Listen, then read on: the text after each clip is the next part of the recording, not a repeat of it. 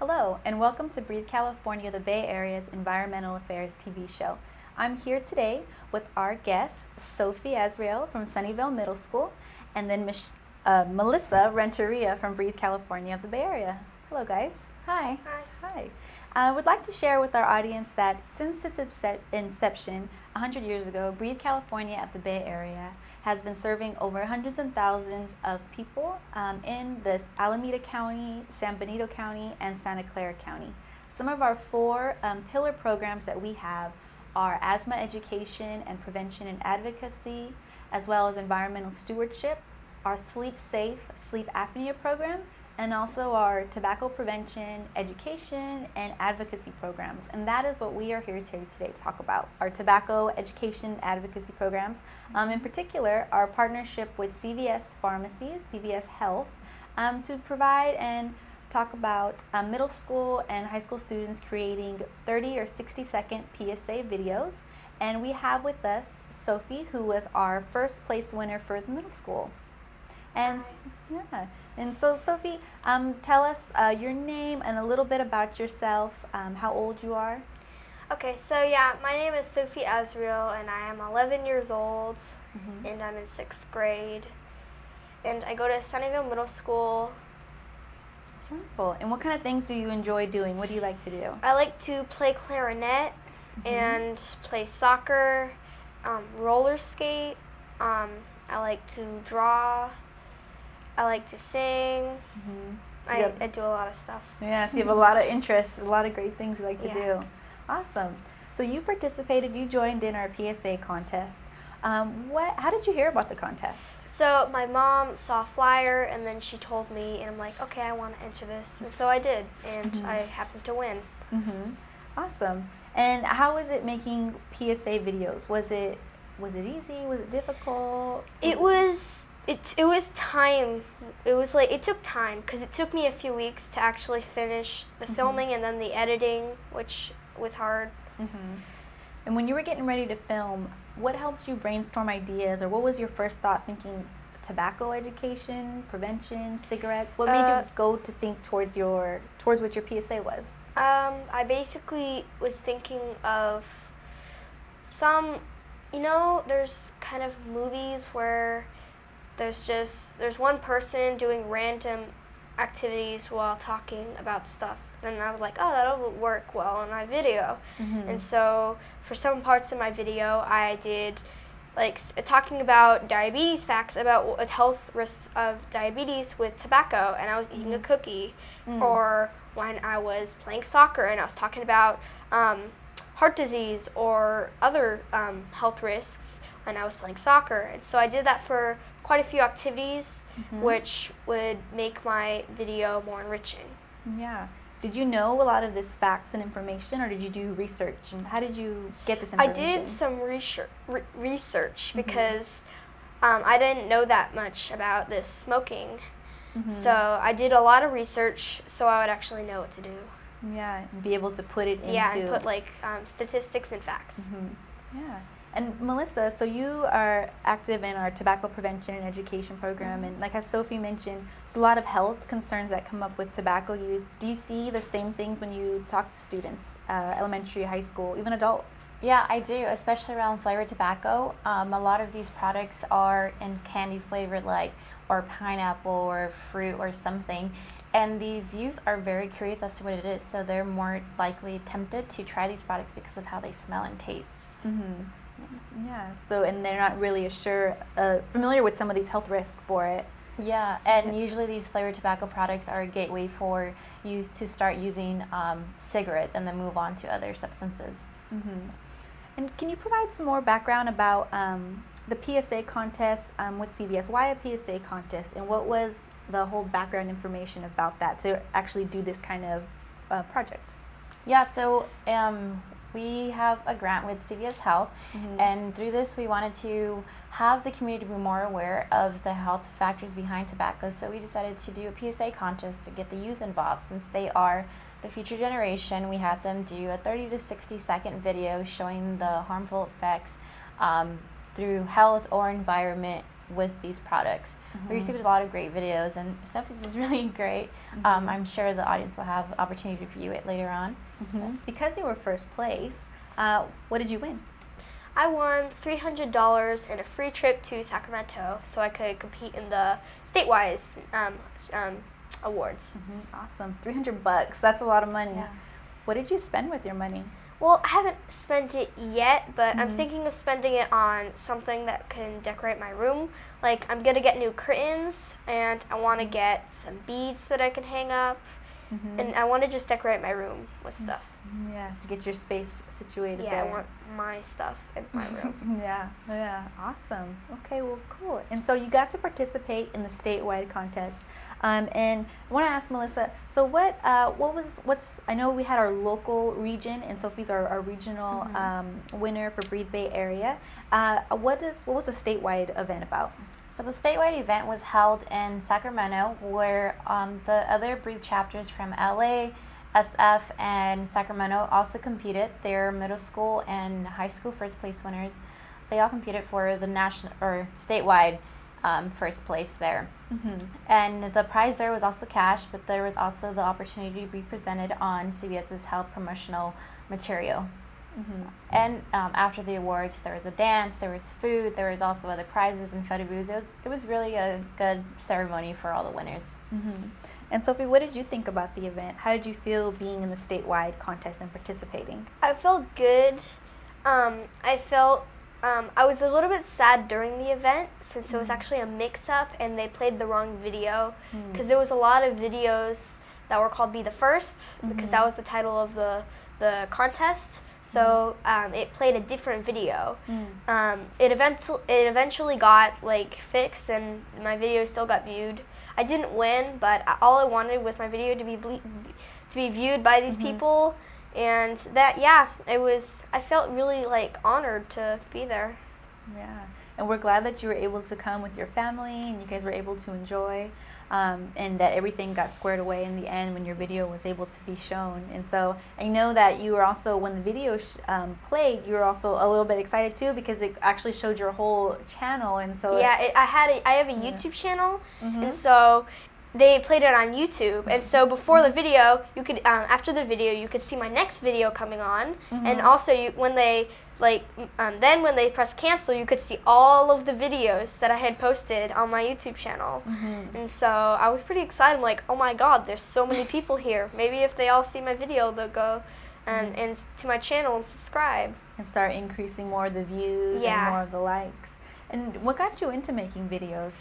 Well, I basically got inspired from YouTube. I went on there and I found a ton of YouTubers that I liked. And I was like, oh my gosh, this is so cool. And I'm like, I want to do that. Because some of these YouTubers are rich, literally rich from all this stuff. And so I'm like, I want to do that, not because of money, but just because it looks really cool to do. And so that's how I started making videos. And I got my channel up to 14 or more subscribers, which is not that much, but it's okay. Yeah, it's going up there though. It's getting more. And how old were you when you made your first video? It was last year, so I was 10 or 11.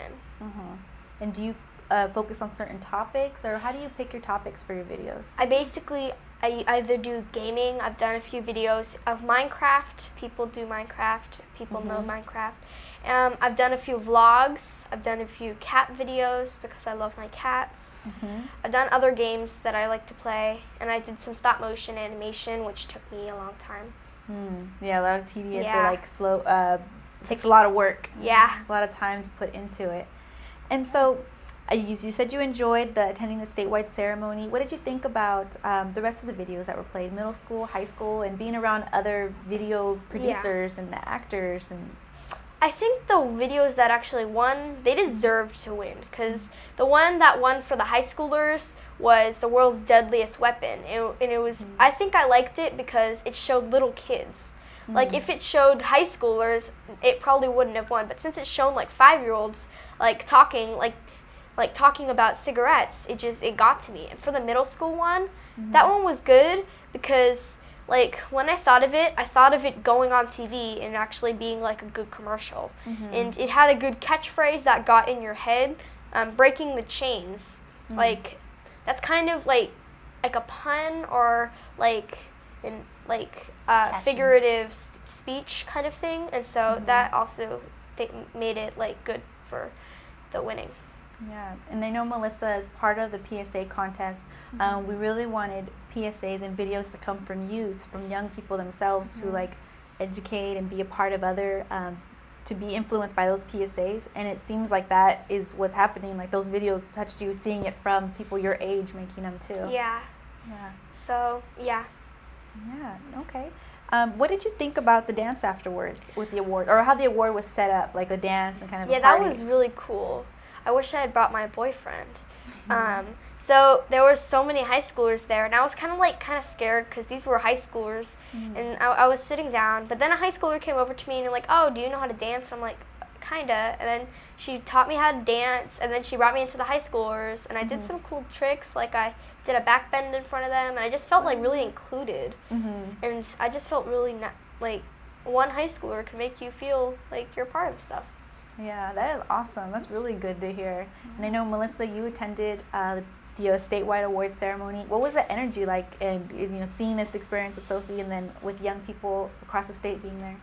Yeah, there's so much energy. There's, I would say, probably like 150 youth.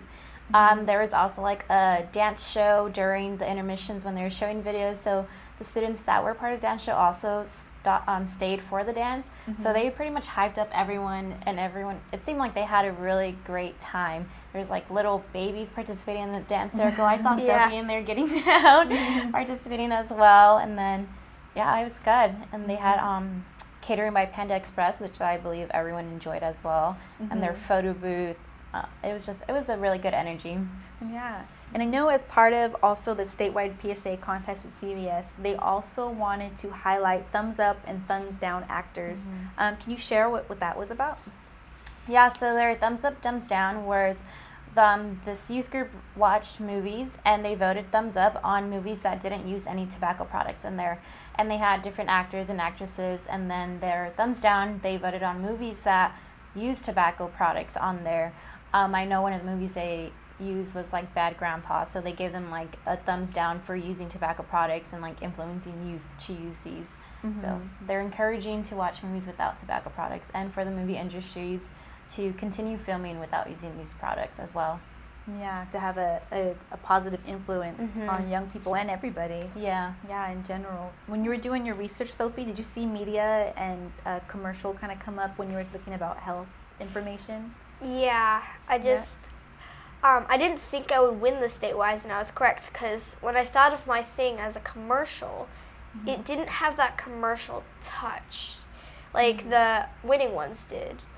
Like, as a commercial, I think mine won the regional ones because I think they weren't looking for commercial material. They were just looking for the best video. But for the commercial winning thingy, for the statewide one, I think I didn't think I was actually gonna win. And I was fine with that. So.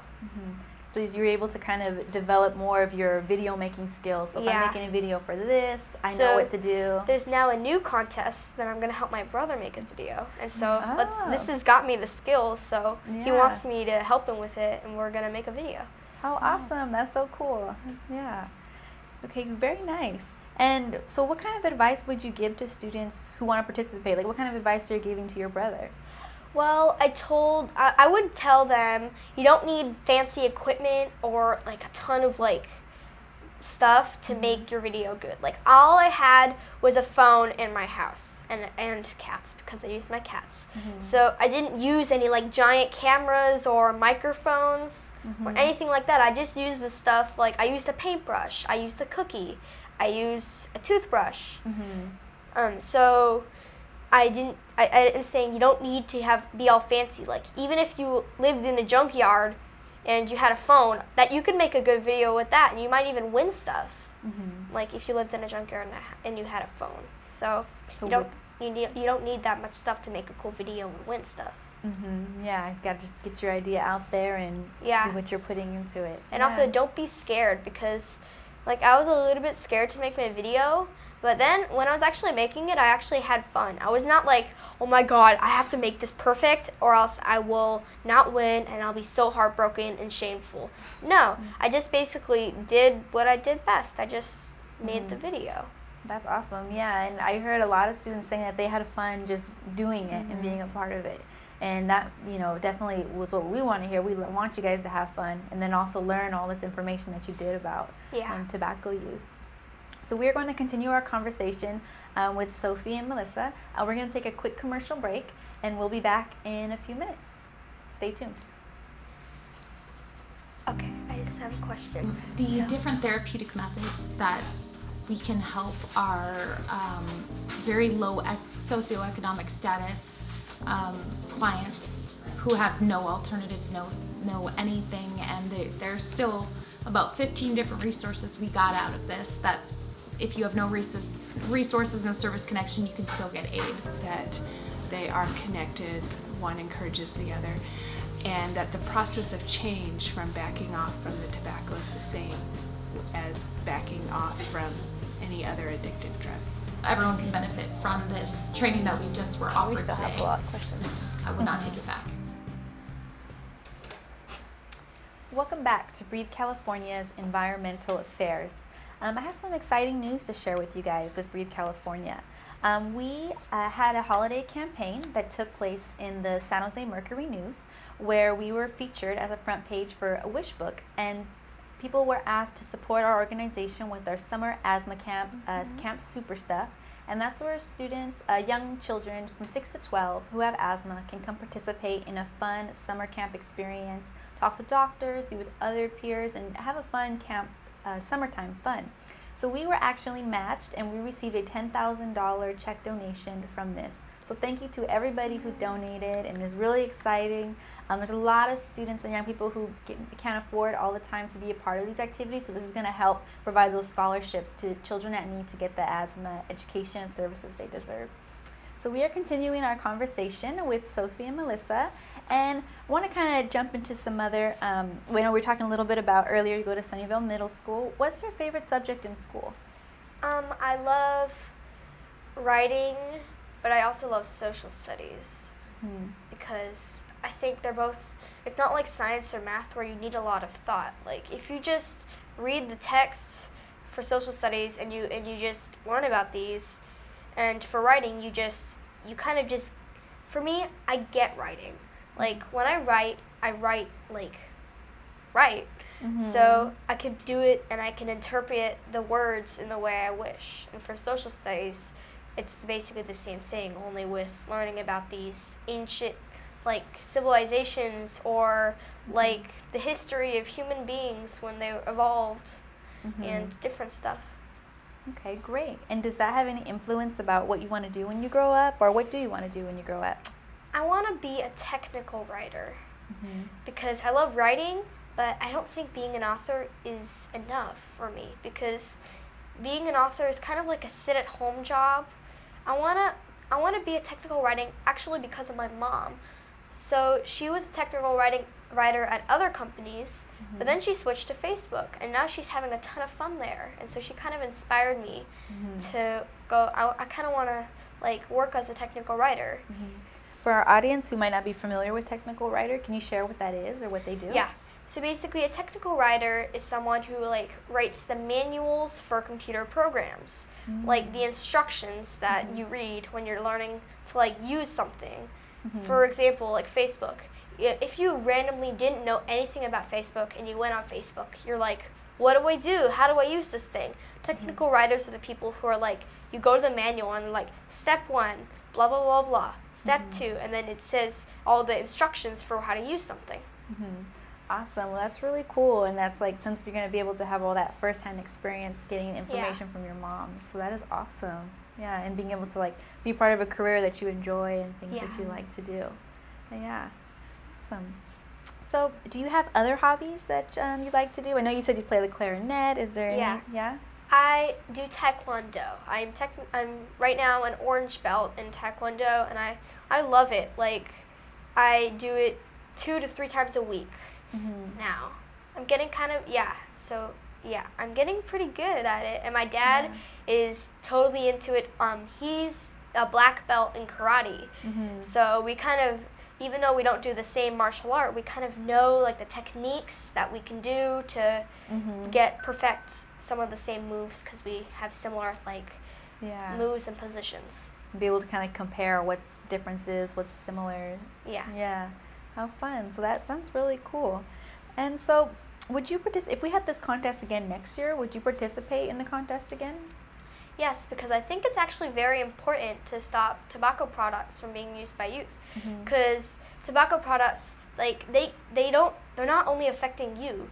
Well, they are affecting you in a really bad way, but they're also affecting the people around you. Like if I smoked, like my cats that I really love a lot, they would probably get really sick and they would not live as long. They would live for like only a few years, and I wouldn't want that. And they also affect people with asthma. If you live and you have asthma with somebody who smokes, that will make your asthma worse. And there's a ton of health risks, and also it pollutes the air because it's not nice to have like smoke and air. That's why a lot of places they have like smoking stations for just smokers so it doesn't pollute the air, or actually no smoking at all. Yeah, so the air is just clean and smoke-free without having all that pollution. And also, I'm thinking probably all the cigarette butts that are all on the floor. There was like over thousands and billions of actually cigarette butts littered in a year. Wow, yeah, there's a lot that can impact the environment in every single part of our world. You can say, If there's any message that you want, like the audience and other students your age to know about tobacco as your participation with the PSA, what's couple takeaway messages that you would like them to know or to have? Well, I think that any type of tobacco is bad tobacco. Like, there's no good type of tobacco.